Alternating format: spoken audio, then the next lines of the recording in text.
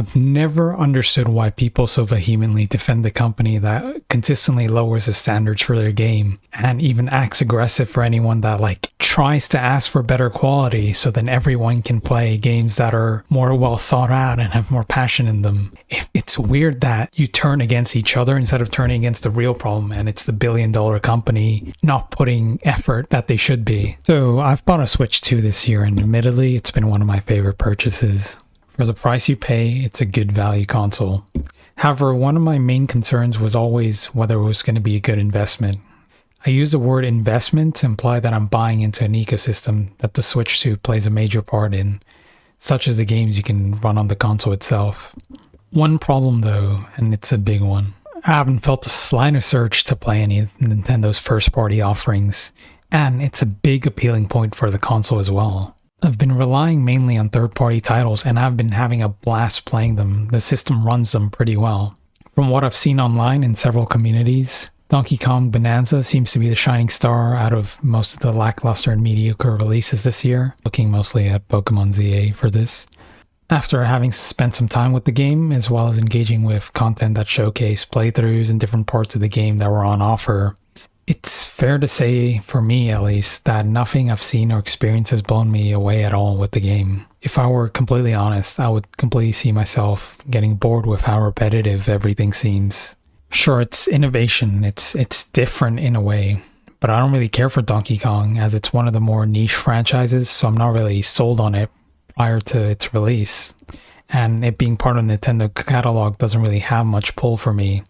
And if this is the best they have to offer, then I'm concerned for what the rest is going to look like. So this brings me on to the main motivation behind this post, Metroid Prime 4. It released recently. I've given it a couple of days, seen all the material regarding it, reviews, people's thoughts, everything. And before it released, it was the one exclusive this year that I was really looking forward to, as I'd been a huge fan of the Metroid franchise. It was the one game that I was like, this is the definite game I'm going to buy.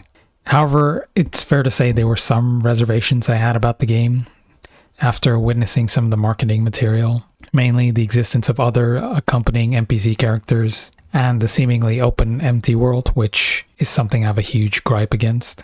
When Metroid Prime 4 came out, all of my concerns were pumped up to 1,000 basically. The atmosphere and the feeling of isolation that are so characteristic of the Metroid Prime franchise have completely been derailed by an ensemble of side characters that constantly break through that immersion and offer poorly scripted comedic relief. I wouldn't launch a Metroid Prime game if I wanted to experience dialogue reminiscent of a Marvel movie. Next comes a lifeless and soulless open world, shoehorned into the game, only acting as a detriment to the experience of playing it. This open world tries to emulate whatever magic Breath of the Wild managed to achieve before, but falls short by quite a large margin. All of this completely stifled whatever motivation I had to play the game, and effectively ended the year with another Nintendo product that was definitely not deserving of its price tag. Made by Game Freak and not Nintendo, but Nintendo still chooses to keep a soulless billion-dollar company working on their most successful franchise, no, the most successful video game franchise of all time.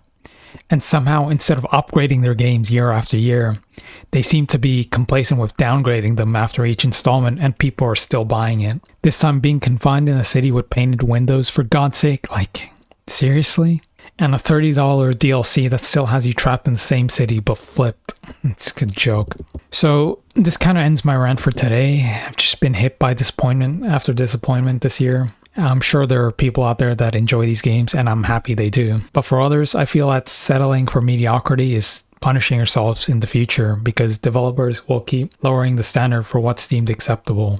It should be us against them, the big billion-dollar game companies. If we never push these developers to earn our money by creating products that are actually driven by passion, then we're just leading to a future where we all end up losing.